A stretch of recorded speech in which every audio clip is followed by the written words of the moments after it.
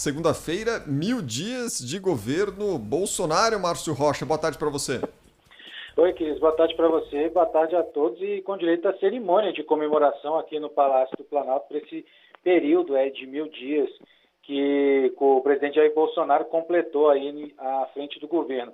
E nessa cerimônia ele afirmou, que as Forças Armadas não vão cumprir o que chamou de uma eventual ordem absurda, independente dos governantes que estiverem no poder. No discurso, o presidente afirmou que o Exército, Marinha e a Aeronáutica estão sob o comando dele, do Palácio do Planalto, mas sob o comando dele, mas que os militares têm que ser tratados com respeito e que a criação do Ministério da Defesa, que foi realizada aí em 1999, foi feita para tirar as Forças Armadas do governo e que o grande número de militares no governo se deve ao círculo de amizades que Bolsonaro possui. É um trechinho que a gente separou do discurso para ouvir agora.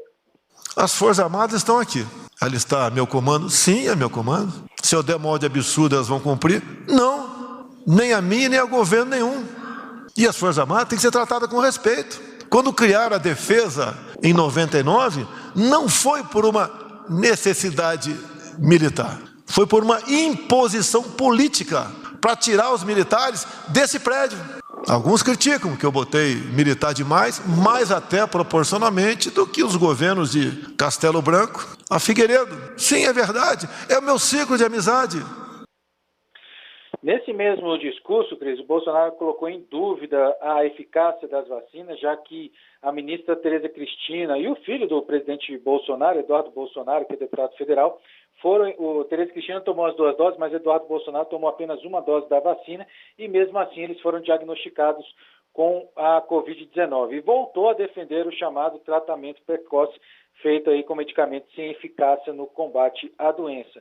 Além disso, ele também afirmou que todas as trocas do governo são de responsabilidade dele, citando inclusive uma entrevista recente, é outro trecho que a gente vai ouvir agora. Aqui o grande acionista é o governo federal.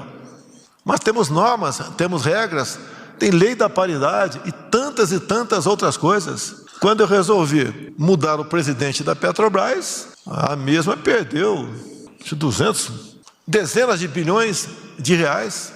E me acusaram de interferir, é um direito meu. Como a revista Veja perguntou para mim se eu trocaria o Paulo Guedes. Trocar o Paulo Guedes?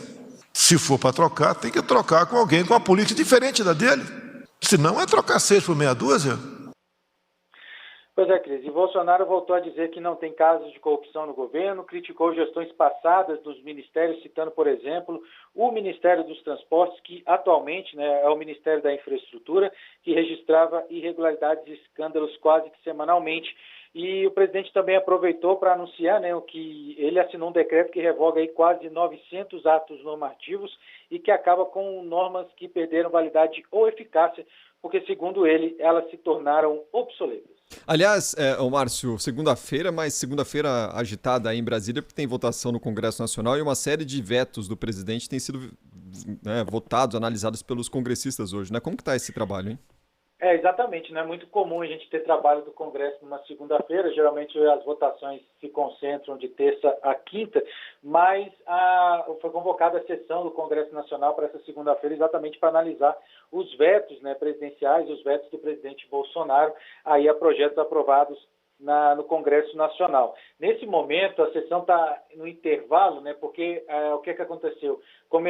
No início da manhã começou a votação, a análise desses vetos pelos deputados, os deputados federais, e estava marcada para as 4 horas da tarde a análise desses mesmos vetos pelos senadores.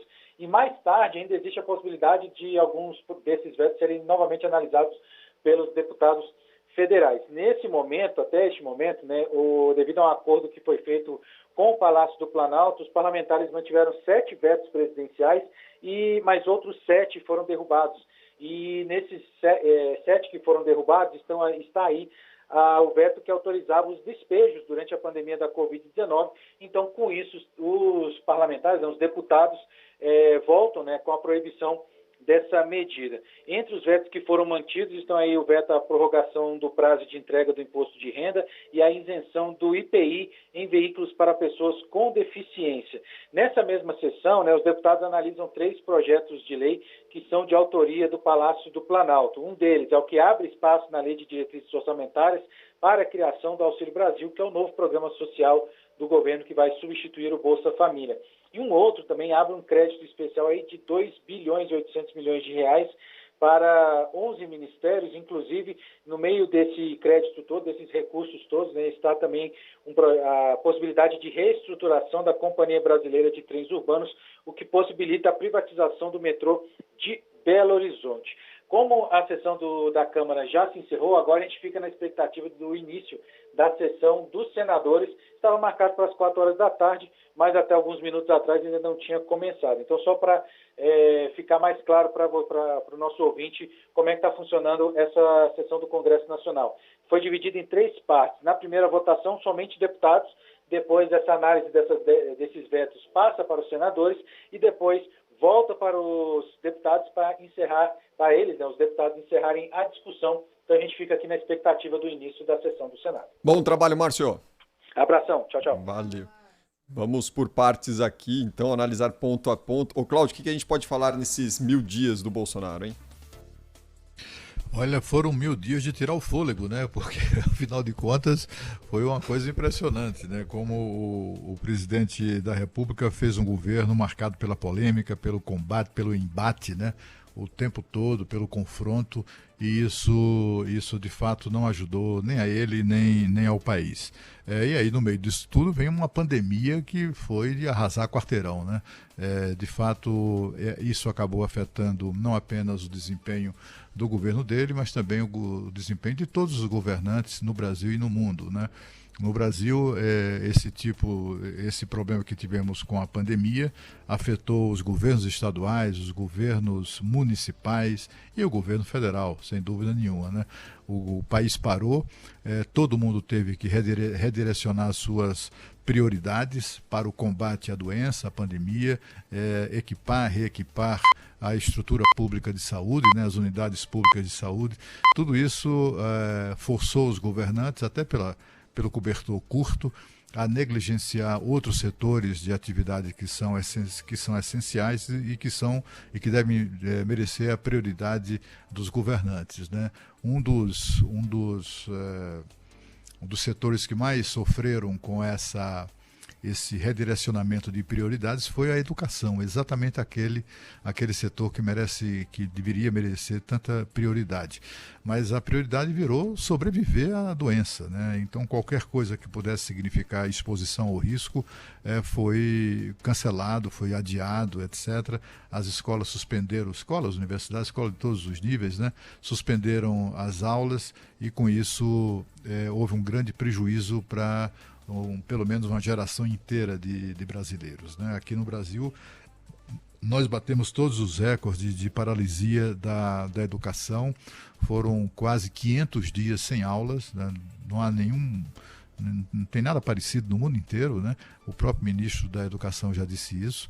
Ele que participou de um evento internacional para discutir essa questão, ele ficou envergonhado com isso, ficou envergonhado com a constatação de que em nenhum país minimamente relevante no planeta as aulas foram interrompidas por tanto tempo, né? Os especialistas estimam o prejuízo ali de pelo menos 4 anos na vida de cada um dos brasileiros em idade escolar que passaram por essa experiência. Até na área de saúde houve prejuízos, né? Muitas doenças deixaram de ser tratadas, muitos doentes deixaram de procurar hospitais com medo de contágio de Covid. Você vê tratamento contra o câncer, contra cardiopatias, doenças de todos os tipos. Simplesmente houve uma redução dramática, né, de demanda, e isso também afetou tudo, né? Foi um horror o que aconteceu na gestão pública no nosso país. Foram 1000 dias muito movimentados, para dizer o mínimo. Eu concordo. Para mim foram 1000 dias que... Olha, eu já não lembro. 1000 dias que tem me feito jantar sem lembrar o que eu tomei de café da manhã. Assim, aquela coisa que a gente fala, né? Na segunda-feira, que normalmente eram dias tranquilos, as sextas-feiras também em Brasília se tornaram todos agitados, principalmente as sextas-feiras do governo Bolsonaro. Eu nunca trabalhei tanto na minha vida. Assim. Eu sempre trabalhei muito, gosto de trabalhar, adoro trabalhar. Para mim é o que motiva a vida de cada um de nós, né? A dignidade do trabalho. Mas olha, eu nunca trabalhei tanto na minha vida. Posso dizer isso com absoluta convicção. Verdade. Mas, enfim, são coisas decorrentes de um novo normal, né, que se estabeleceu. Nunca mais ninguém usou essa expressão, né? Mas o novo normal se estabeleceu mesmo, né, a partir da pandemia. Foi muito ruim para todo mundo, né, sob todos os aspectos. Mas, felizmente, nós estamos, com toda certeza, mais próximos do fim dessa tormenta do que no princípio dela, né? E por falar em pandemia, eu acho que vale a pena até a gente citar alguns números interessantes. O Brasil aplicou até hoje 233 milhões e 200 mil doses de vacinas contra a Covid-19. Foram distribuídas aos estados 287 milhões e 300 mil doses, das quais quase 149.700 e tantas são primeiras doses. Tem também aquelas doses únicas, não é? E o que faz com que o Brasil tenha hoje 70,2% da população imunizada com pelo menos uma dose de vacina, o que é um belíssimo desempenho. Isso, inclusive, coloca o Brasil numa posição muito interessante em relação ao restante do mundo, né? Só para você ter uma ideia, o Brasil tem aplicado em média 1,5 milhão de doses por dia, uma bela média. Há dias que o Brasil aplica mais de 2 milhões, já chegou a aplicar 3 milhões de doses em um único dia. Nos fins de semana, em geral, nos feriados, cai muito esse número. Enfim, aí a média está ali à volta de 1,5 milhão de doses por dia, que é uma boa média. Uma média, inclusive, superior a qualquer outro país importante. Quer dizer, tirando, é claro, os números superlativos da China e da Índia, que são imbatíveis nesse aspecto. Mas o Brasil tem um ritmo de vacinação mais forte do que nos Estados Unidos e do que no Reino Unido. O Reino Unido foi o primeiro país a aplicar dose de vacina em dezembro do ano passado. A gente se lembra disso. O Brasil aplicaria a sua primeira dose exatamente alguma coisa próxima de um mês depois. E agora, o Brasil, que está com 70,2% da população que já tomou uma dose ou dose única, há poucos dias, 2 ou 3 dias, de ultrapassar o Reino Unido em termos de percentual da população que tomou ao menos uma dose de vacina ou dose única. O Reino Unido, só para se ter uma ideia do ritmo brasileiro, né? O mês de setembro, quando começou setembro, o Brasil tinha 63% da população com uma dose ou dose única de vacina. E agora estamos no dia 27, já passamos dos 70%. O Reino Unido começou setembro com 70,5% e agora está com 72%. É uma população ali 3 vezes mais, quase 4 vezes menor do que a do Brasil e não consegue ter um ritmo de vacinação melhor do que é o ritmo brasileiro. Então, daqui a 2, 3 dias, daqui para quarta e quinta-feira, o Brasil já terá ultrapassado também o Reino Unido nesse percentual de pessoas da população, né, percentual da população que já tomou uma dose ao menos ou a dose única de vacina. O novo normal já virou o velho normal, né, Cris? Impressionante como nossa vida mudou nesse último ano e meio, nesses 1000 dias. Penso que no discurso do presidente Jair Bolsonaro de hoje fica claro que uma marca importante do seu governo é o negacionismo para enfrentar os fatos da pandemia, né? O ministro Queiroga embarcou nessa também, colocar em xeque a validade das vacinas. Eu quero dizer para o nosso ouvinte que vacina salva vida. Tem 15 milhões de pessoas que tomaram a primeira dose e não foram buscar a segunda dose, está em atraso. Gente, vá buscar a sua segunda dose, porque nenhuma vacina é 100%, mesmo tendo sido vacinado, você pode pegar a Covid, mas a vacina vai te proteger e muito de um caso grave de Covid.